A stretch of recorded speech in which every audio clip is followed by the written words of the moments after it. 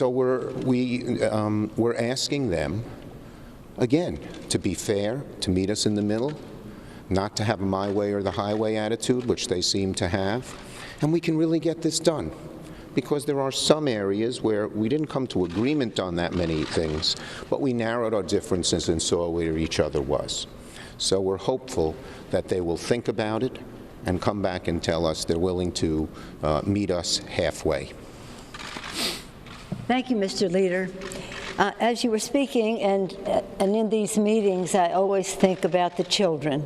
When people ask me what are the 3 most important issues facing the Congress, I always say the same thing. Our children, our children, our children.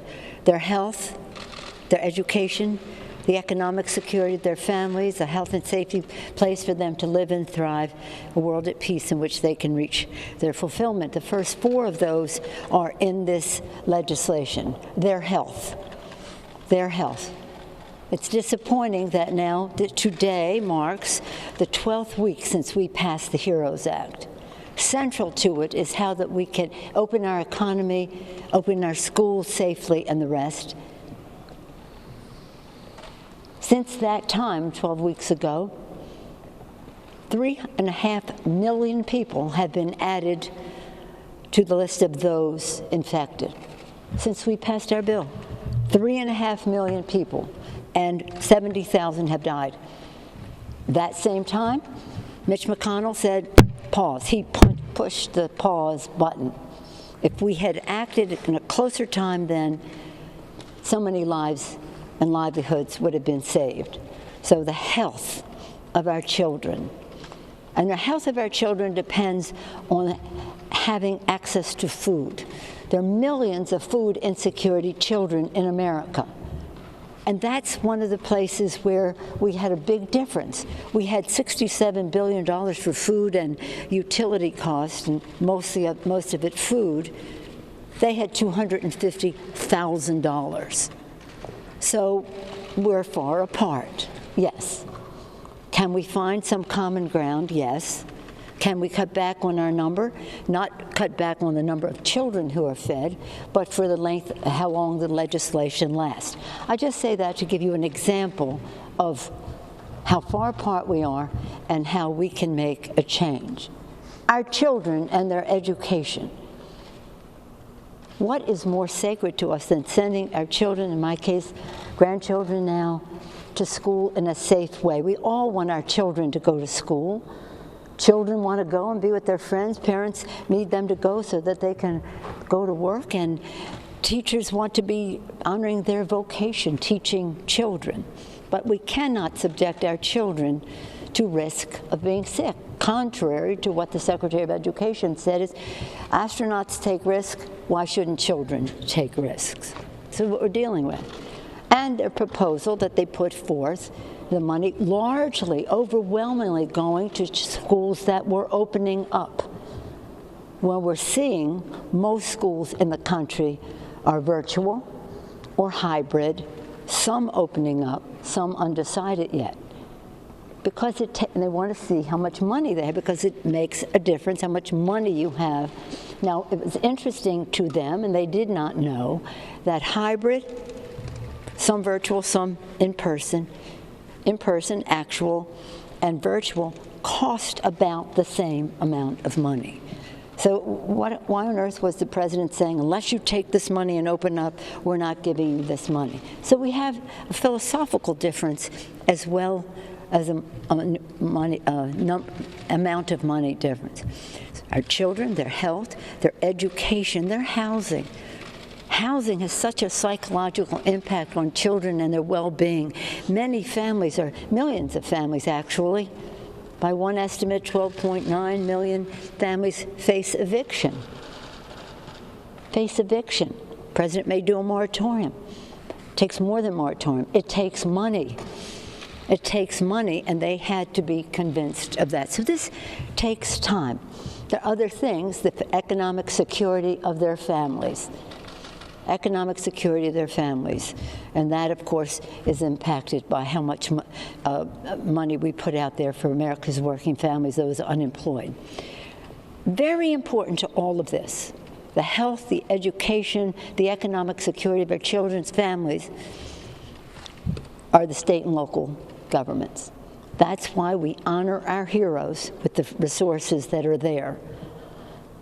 Healthcare workers, first responders, teachers, transportation, sanitation, food workers who meet the needs of people.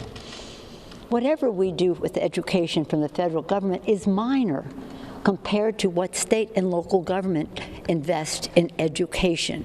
You cut that, you're cutting education. You cut access to for the healthcare workers, millions of people will be fired. 1.5 million have already been fired at state and local level, and expectation is 3.6 more. So when we have these debates, it is rooted in the well-being of our children, the kitchen table issues of their families. This isn't about tax policy or whatever other kind of philosophical argument. This is about a safety net for our children, just as we have a safety net for the markets. The markets are doing well, they have their safety net. Let's have that, because this safety net is not just for the children, it's for our whole economic system. Pay now or pay later. We have to do so much more now. This morning was a disappointing, I don't care what rose they try to pin on it, it's got a lot of thorns. And that's because 4 million jobs in June, 1.8 in July, it's fading. And the 4 million, and even the 1.8 are because of the major investments that we have made. We need to make more. Everybody tells us again, pay now, pay later, and pay bigger in terms of the health, the lives, the livelihood, and the life of our democracy, as a distinguished leader has referenced. So when we talk about this isn't about negotiating or leverage or anything.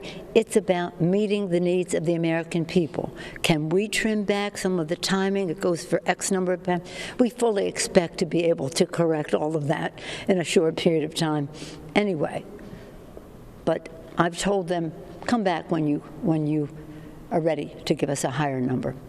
If I just may depart for a moment, Mr. Chairman. Please. We had 2 victories. Last night we won in court on the attempt by the part of the Republicans to challenge the proxy voting here. They took it to court. We won that. And then today, in the McCann case, there was a district court en banc. That means the whole court voted. It was 7-2 in favor of the House having standing in order to bring the case. They were trying to defeat us on standing, and now that case will be heard. So we were pretty happy about our court decisions as we go along, and I just wanted to share that with you. Thank you. Want to take a question or two? What now? I mean, has President Trump ever... Perhaps you missed what I said. I said, come back when you're ready to give a higher number. And no, in answer to your question, we asked them, had they talked to President Trump about this? They said yes, but we said we hope he'll change his mind, because we do want to come to an agreement, very much so.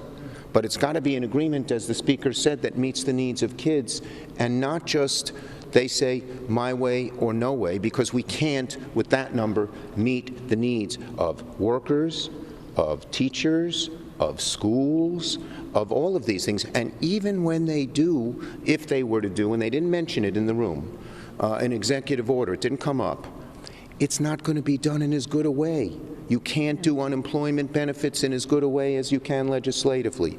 You can't do payroll tax cut, which even their own Republicans are against, if you don't do it legislatively. All these things, you can't do student loans, some forbearance, if you can't do it legislatively, because you can't spend the money, as I understand it. You just have to delay it. You think a small business person is going to want to pay 12 months or 6 months of payroll tax all at once 6 months from now?